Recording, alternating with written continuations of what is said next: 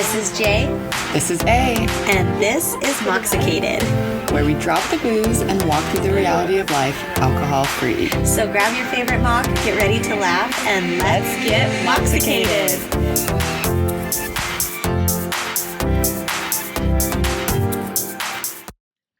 Hello, Jessica. Hello, Alexandra. How's it going? It's going great. It's so nice to be back.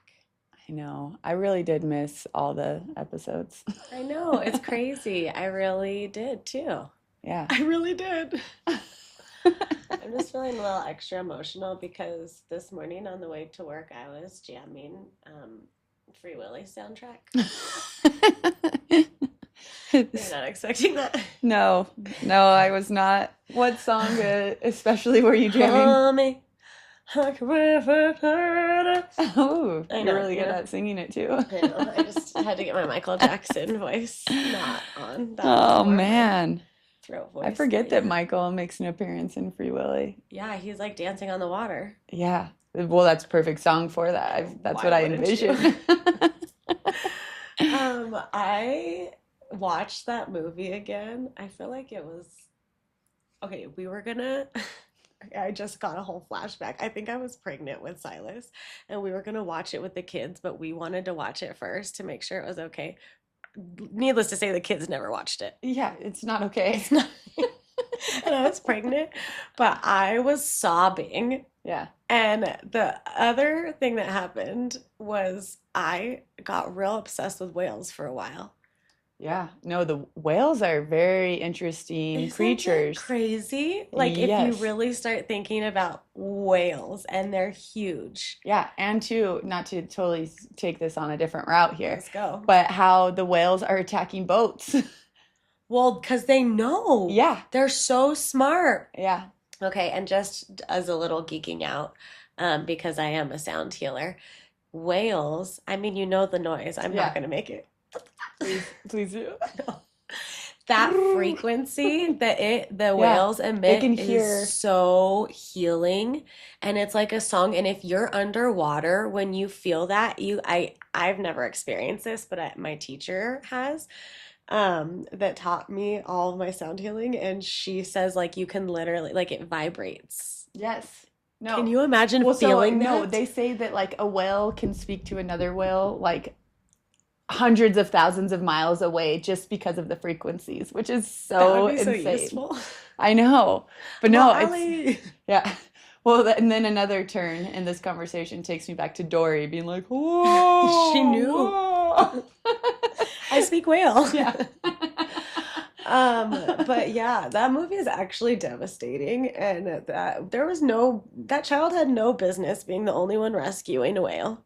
No, and I need to go back and rewatch it because there's some holes in it for me. There definitely is. But I do remember that being like one of the first movies that like I truly like got anxiety, started crying, like Yeah. didn't and was just like, "Oh my gosh." Like Yeah. and it's funny because now Quinn we'll all be watching a movie and all of a sudden it'll just start fast forwarding and I'm like, wait, what's going on? She's like, sorry, I can't watch that. Too much anxiety. And I'm like, oh my gosh. If I would have had a remote Yeah, that we did did. that when I was a kid, We were forced. yeah, no, we were forced to sit through the whole sadness, the anxiety, the heartbreak. The heartbreak. Well, and you know me, I'm boy crazy from day one. So I Yeah. had the hugest crush on that kid. Yes, And I'm that like, kid. I still remember. And I can't even think of who he is.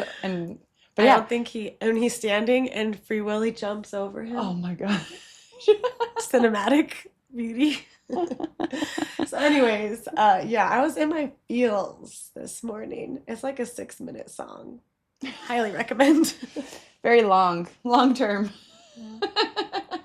Way to get us there, Al. Way to get us there.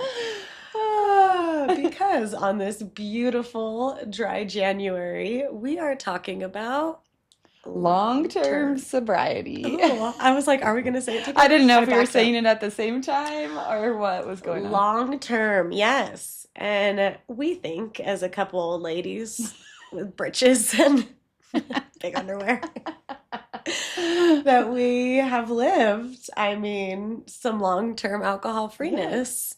And, our hats are off to the people that are in like double digit years. And I can't wait to be able to celebrate that accomplishment for ourselves. But we're getting there. Yes.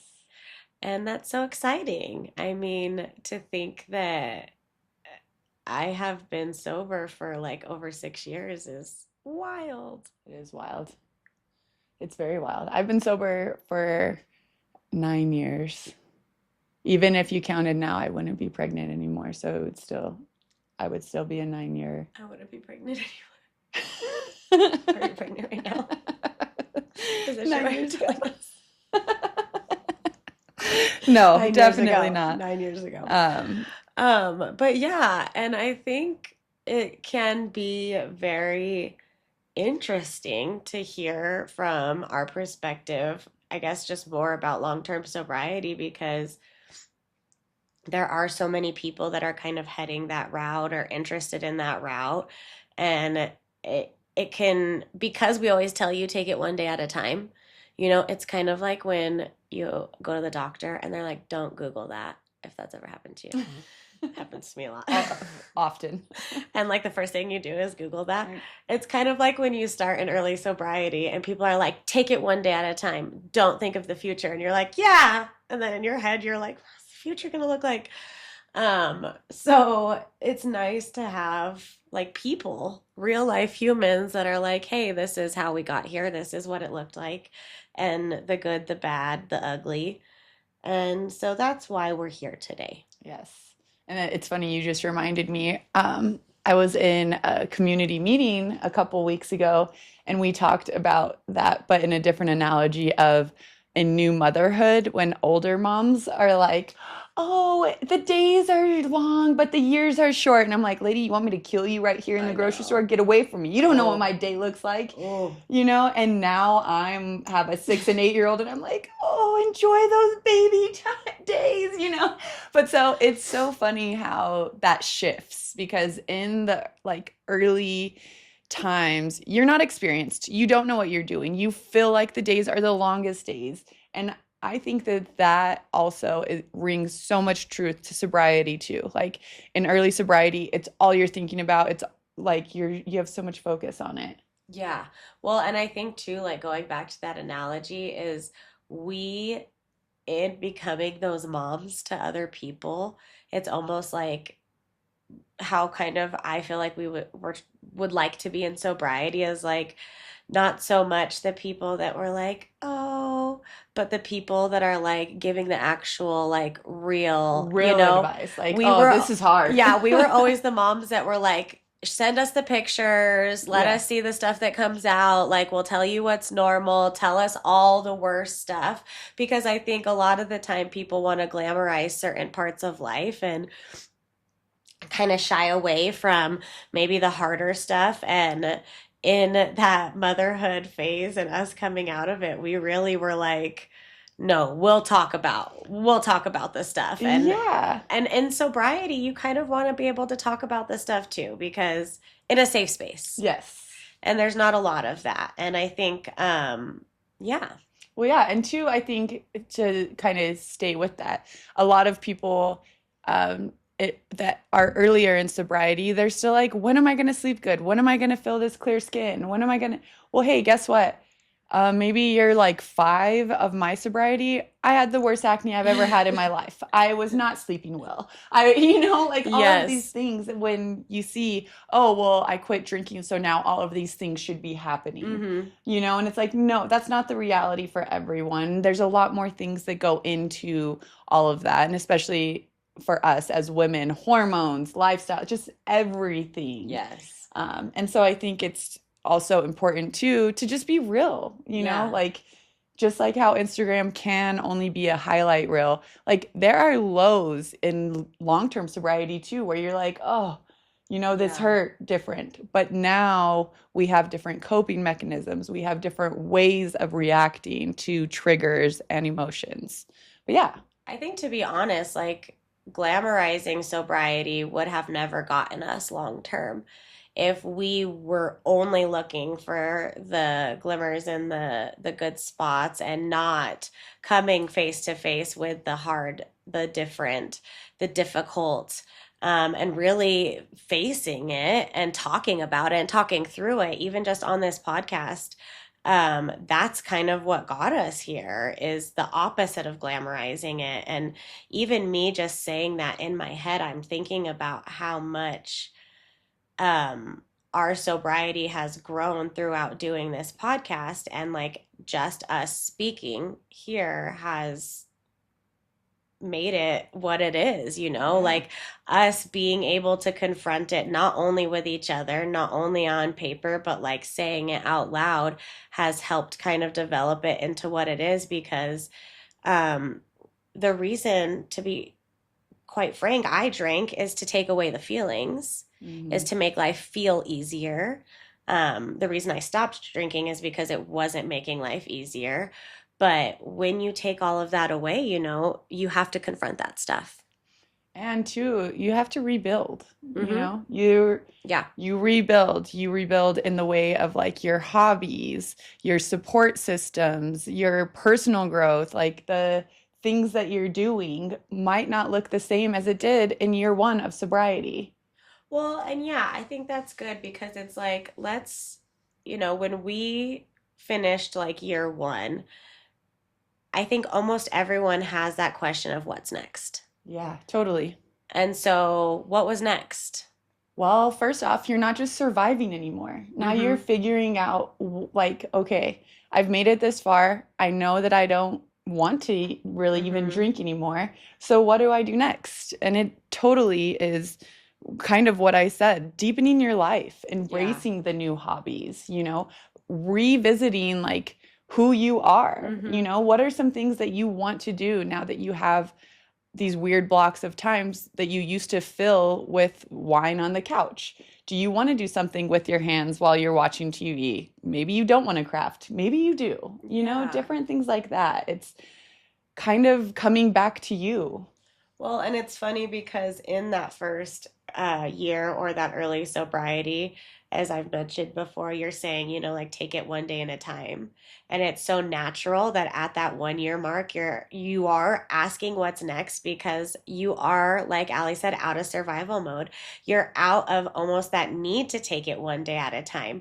And so it is almost like this part of the year, I guess, in the analogy I'm thinking in my mind is like that's the part of your sobriety where you take a nice big inhale and reevaluate all the stuff that Ali was saying, and looking at like, okay, now I can make room and space for the what's next.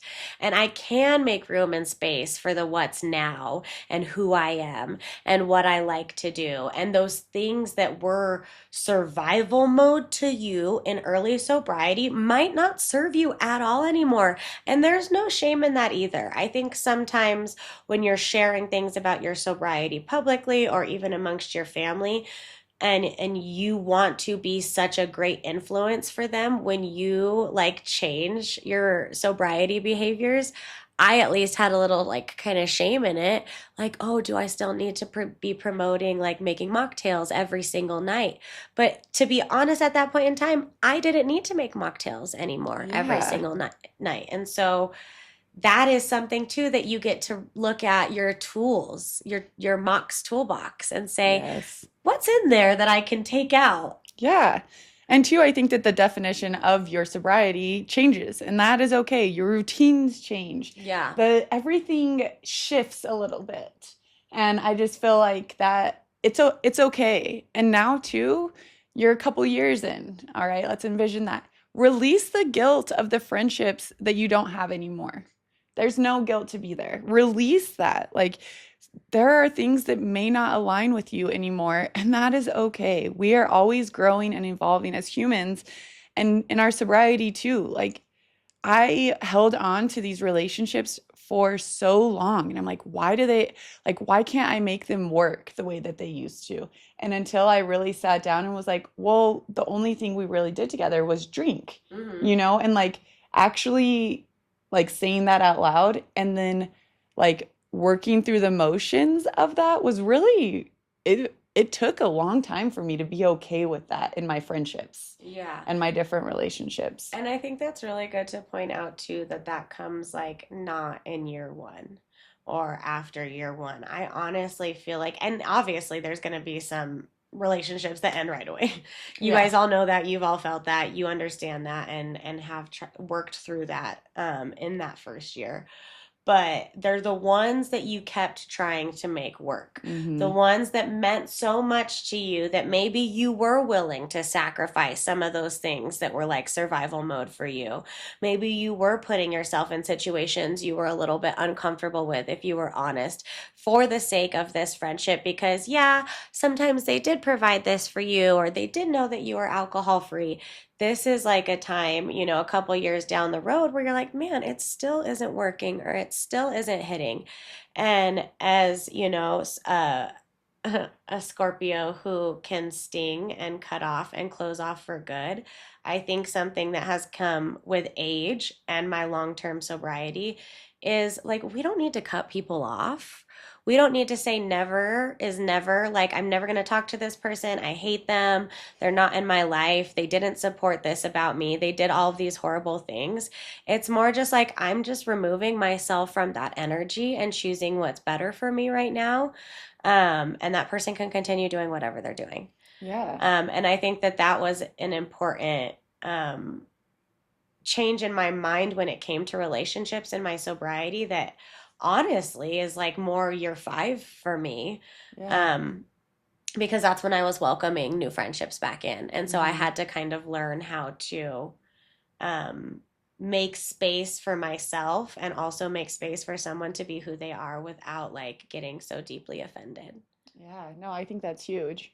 And I would agree that a lot of these or that subject that we just breached, I don't think it was probably till year 5 for me too to finally Yeah. realize like, okay, I don't have to go to these things anymore Mm-hmm. to try to like keep this relationship going. Like Yeah. if I'm going to remain friends with these people, they understand that that function isn't for me. Yeah. And they know I would rather do something else, and things like that. And the friends that realize that, they're intentional and they're like, Mm-hmm. okay, Allie doesn't want to go to a wine tasting. Let's go to coffee. Let's do it, Yeah. like, and the friends long term, they know too. And also, talking about friends long term, you might be inspiring some of these sober, curious friends too.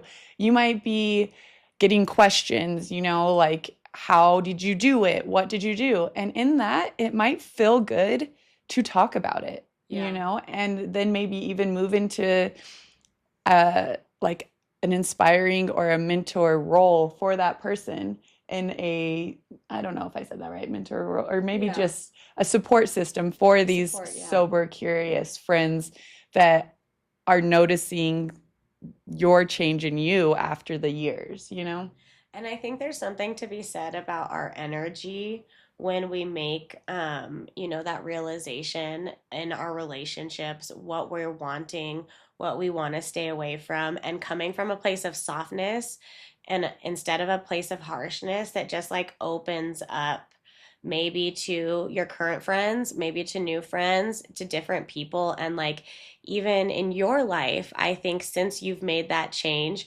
I've seen you do things with your friends that like, I don't know, in my head I was like, "Oh, that's really cute that they did that at like that time of day." And went and did that. And it's almost like you deciding, you know what, this isn't for me anymore, changed your energy and allowed for these other opportunities to come in your current friendships. And then, when you open it up to um even like strangers online, yeah, you can find yourself in these positions in long-term sobriety where you can be there for someone who walked the walk that you walked. And it's kind of cool. I like feeling like a psychic.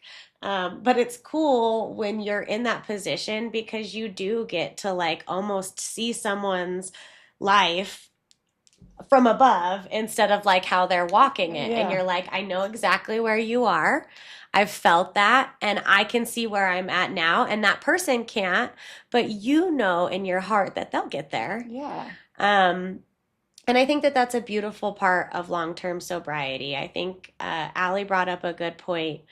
Um, Maybe when it was just her and I talking of how long term sobriety and the what's next can almost feel like there isn't anything left for Yeah. us. And I think at that point, and even for me, I didn't well, so I'll just say stay connected.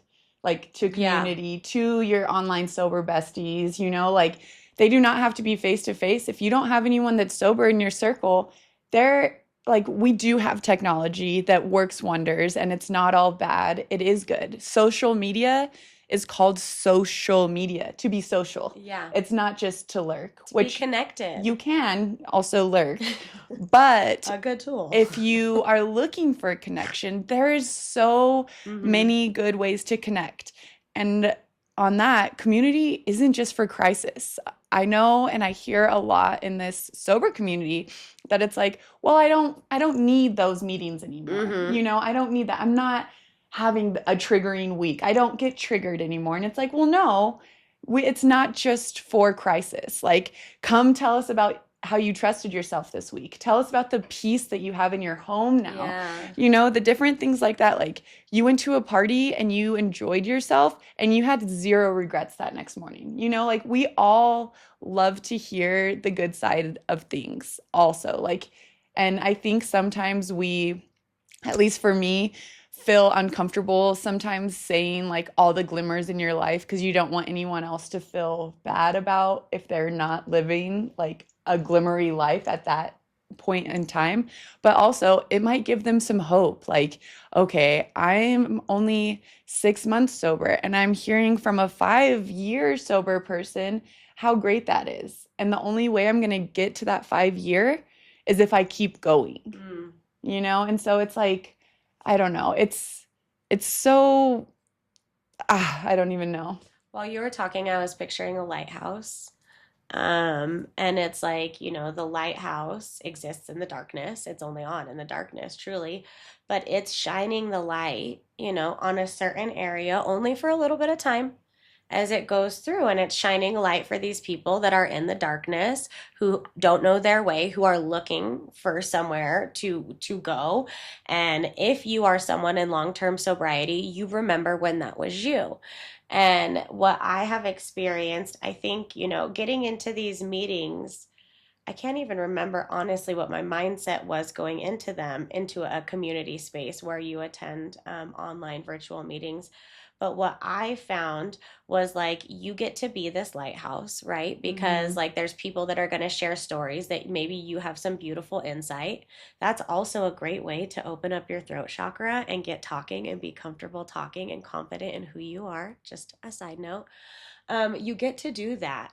But there are these things along the way in long term sobriety that smack you upside the face, and you're like, oh my gosh, I wasn't ready for that. I thought I knew what I was doing. And I was thinking of you being this lighthouse, but like, what if you had cut that off? What if you said, community was only for me my first year? I'm fine now. Cut off maybe an online community or sober community that you had, and then went through something in year 5. You're like, oh my gosh, I don't know how to handle this. It's so nice to not only exist in the darkness for people, but like have your own darkness and be able to speak on it, because it is going to come up.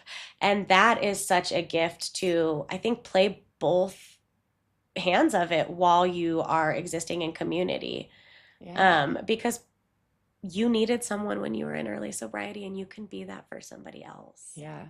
And two, you might not realize how much it fills you up being able to, like Jess said, open that chakra and talk and Yeah. speak your truth and just, saying things out loud to somebody that like is in need it really does fill you up and to like Healing. yes, very healing.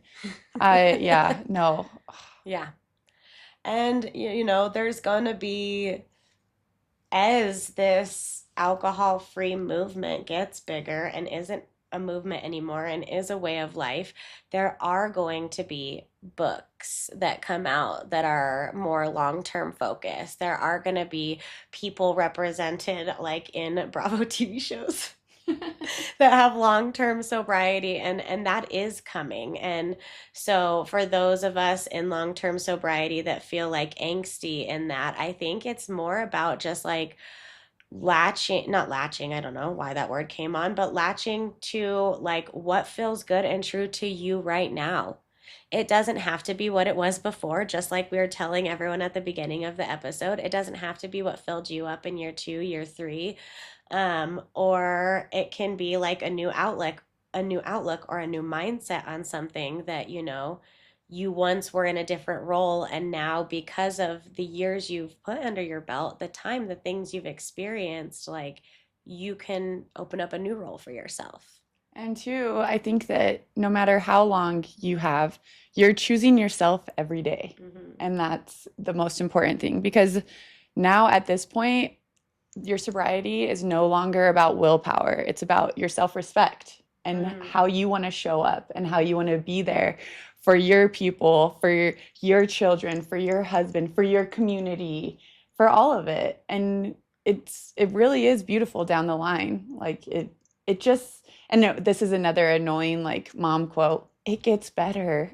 Just keep going, like it does. It's Well, it's interesting. it's like, honestly, I think for me, it I don't know why better maybe feels like a destination. Um, and I think what has happened inside of me is more like grounded in who I am, more tethered to something sturdy, so that when the heavy winds and the rains come, I'm not reaching for stuff. I'm not Hmm. unsteady in who I am. I'm grounded in the decisions I've made and the person I've become over the past 6 years and the choices that I make every single day. And I am able to rely heavily on that. And so that is what gets better, is like you don't need this constant reach for something external, Yeah. because that's what alcohol was, at least for me. It was reaching for something external that calmed my internal. And with long term, your internal is like this little muscle that just like grows. And every single day you decide not to be alcohol free, it's like going to the gym. And even if you skip the gym some days, you don't lose your muscles unless you quit going. Yeah. That muscle is still growing. Well, and I think just coming off the holidays too, like I felt like wild, unhinged at times, like just like stressed, like I don't know what I'm doing. And literally being able to just come back to my sobriety is so grounding. Like thinking like I could have never got through these holidays if I was drinking. And I'm Mm-hmm. 9 years sober. Like, and I still have these thoughts, Yeah. And yeah, sobriety is a big part of my life since we have an alcohol-free podcast and all of that. But at the same time, and my dad's been sober for 42 years and he'll still be like, gosh, think of how hard this would have been if we drank, and Yeah. and we do talk about that. And I just think now in the long term, like pleasure on purpose is a huge Mm-hmm. thing, like finding the joy in different things on purpose is huge. Like have a new playlist, rituals, different friendships, open up the creativity, just like let you flourish in this long-term sobriety. And yeah, I don't know. Whatever is, our tried and true saying is, your alcohol free journey is the right journey. That's the only journey, the way that you're doing it. And we don't just say that because we're speaking to the newly sober. We say that because we're speaking to ourselves. We keep discovering that. And every single day we put under our belts, we keep discovering this is my way to do it. It looks different than Allie's way to do it. And then we come together and we say, hey, this is how we did it.